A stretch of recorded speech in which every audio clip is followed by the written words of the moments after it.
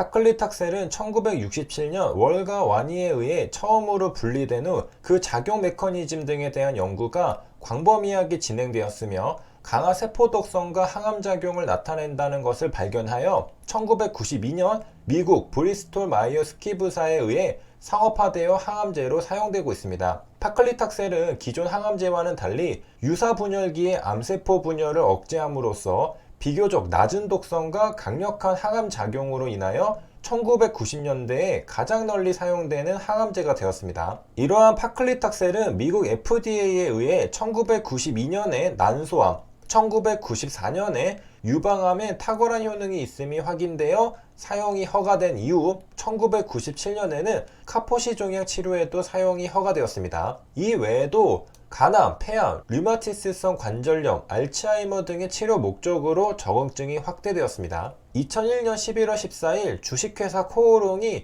파클리탁셀과 관련하여 출원한 특허가 공개됩니다. 파클리탁셀에 대한 설명이 들어있습니다. 파클리탁셀은 물의 난용성인 물질입니다. 난용성이란 물에 잘 녹지 않는 성질을 말합니다. 한마디로 파클리탁셀이 물에 잘 안 녹는다는 겁니다. 난용성 약제들은 흡수가 느려서 부적절한 생체 이용률을 보입니다. 단점인 겁니다. 따라서 파클리탁셀은 계면활성제와 함께 투여되고 있습니다. 그런데 문제는 계면활성제가 독성이 있다는 겁니다. 일반적으로 파클리탁셀을 투여하기 위해서 사용되는 계면활성제인 크레모포 EL 및 폴리소르베이트 성분은 일부 환자에게서 과민성 반응에 심각한 부작용을 유발하는 것으로 알려져 있습니다. 그런데 HLB-엘레바의 아필리아는 파클리탁셀인데 크레모포를 사용하지 않습니다. Non-Cremophore based formulation이죠. 어찌된 일일까? 아필리아는 기존의 파클리탁셀에 포함된 가용화제 크레모포를 사용하지 않는 최초의 제품으로 개발되었습니다.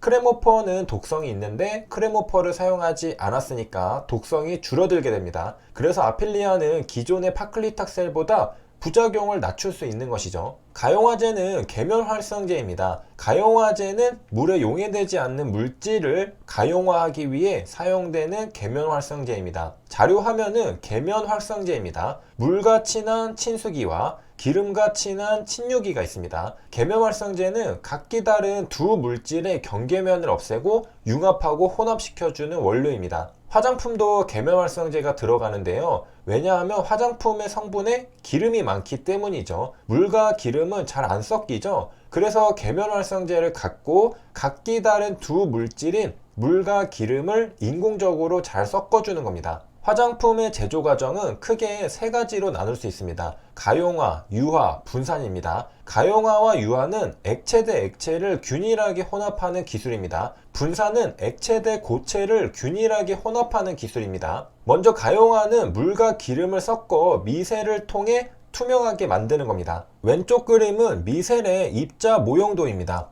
가운데 오일이 들어가 있고 기름과 친한 친유기가 안으로 둘러싸고 있습니다. 그리고 바깥으로 물과 친한 친수기가 위치해 있죠. 가운데 오일이 차지하는 부분이 굉장히 작다는 걸 알 수 있습니다. 가용화는 계면활성제를 이용합니다. 가용화는 수성 성분의 수용액에 유성 성분을 계면활성제를 이용해 미세한 미셀을 형성하게 만들어 투명하게 용해하는 것을 말합니다. 가용화는 미셀의 역할이 중요하죠. 다시 말하면 대부분이 수용액이고 물에 용해되지 않는 기름 성분이 소량일 때 계면활성제를 사용해 미세한 미셀을 형성하게 만드는 겁니다. 미셀 안에는 물에 용해되지 않는 성분들이 미세하게 포집되어 수용액에 골고루 분포하게 됩니다. 이 미셀의 크기가 매우 작아 가시광선이 그대로 통과되어 우리 눈에는 투명한 액상으로 보이게 됩니다. 즉 투명하게 해주는 게 미셀입니다. 가용화로 제조한 화장품은 수용성 원료 함량이 월등히 높아 촉촉하고 시원한 청량감을 줍니다. 대표적인 가용화 화장품으로 에센스, 향수가 있습니다. 요약하면 가용화는 물과 기름을 섞어 미셀을 통해 투명하게 만드는 겁니다. 반면에 유화로 만든 화장품은 하얀색을 띠는 제품입니다. 화장품의 제조 원리 중 가장 많이 활용되고 사용되는 것이 유화입니다.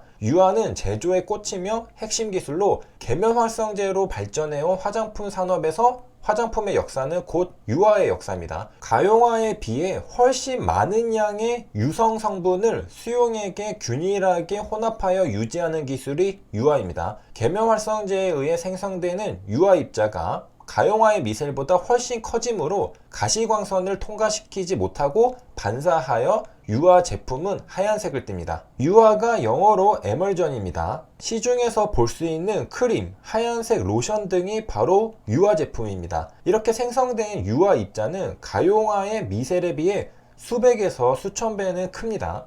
분사는 액체와 고체를 섞어 색초 화장품을 만듭니다. 분사는 비비크림, 파운데이션, 아이섀도우, 아이라이너, 마스카라, 선크림 등이 있습니다. 여기까지 화장품 제조 과정인 가용화, 유화, 분산을 살펴보았습니다.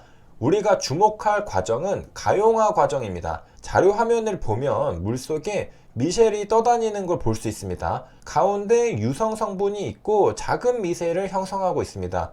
미셀을 자세히 들여다보면 어디서 스쳐 지나가면서 본 영어 글자가 보입니다. 미셀, 바로 아필리아가 파클리탁셀 미셀러입니다. 미셀러는 미셀을 포함하거나 관련이 있다는 뜻입니다. 여기서부터는 뇌피셜입니다. 아필리아의 또 다른 이름이 파클리탁셀 미셀러였죠. 그러니까 아필리아는 미셀을 포함하는 세포독성 항암제거나 미셀과 관련 있는 세포독성 항암제라는 걸 추론해 볼 수 있습니다. 이름은 제품의 특성을 담기 마련이기 때문이죠. 그리고 이름으로 썼다는 건 중요한 특성일 가능성이 높습니다. 그리고 기존의 파클리탁셀은 가용화제인 크레모퍼를 함께 사용해서 파클리탁셀을 물에 녹여줬죠. 그런데 아필리아는 아마도 이미 미셀 상태이기 때문에 또 다른 가용화제가 필요하지 않는 제품일 가능성이 있습니다. 맞는지 확인해 보겠습니다. HLB 홈페이지에 세포독성 항암제의 아필리아가 소개되고 있습니다. 파클리탁셀 계량 신약, 특허 출원된 미셀 코팅을 적용하여 부작용을 줄일 수 있도록 개발했다고 알려줍니다. 미셀 코팅을 적용한 겁니다. 1999년 스웨덴에서 설립된 오아스미아는 플랫폼 제형 기술인 XR17을 통해 아필리아를 가용화제 크레모퍼를 사용하지 않는 제품으로 개발했습니다. 그리고 이 자료 화면은 XR17 플랫폼 기술의 작용 기전을 보여줍니다. 초록색 파클리탁셀이 있습니다. 워러 인솔러블하죠. 하지만 XR17 분자를 만나게 되면 미셀을 형성하면서 워러 솔러블하게 됩니다. 따라서 우리의 예상대로 아필리아는 물에 안 녹는 기존의 파클리탁셀을 미셀화시켜 물에 녹게 만든 제품인 겁니다. 미셀이 포함된 제품이죠. 그래서 따로 가용화제가 필요 없었던 겁니다. 따라서 가용화제에 의한 부작용도 없는 것이죠. 안 쓰니까요. 세 줄 요약입니다. 가용화제는 계면활성제입니다. 화장품 제조 과정은 크게 가용화, 유화, 분산이 있습니다. 아필리아는 파클리탁셀 미셀러입니다.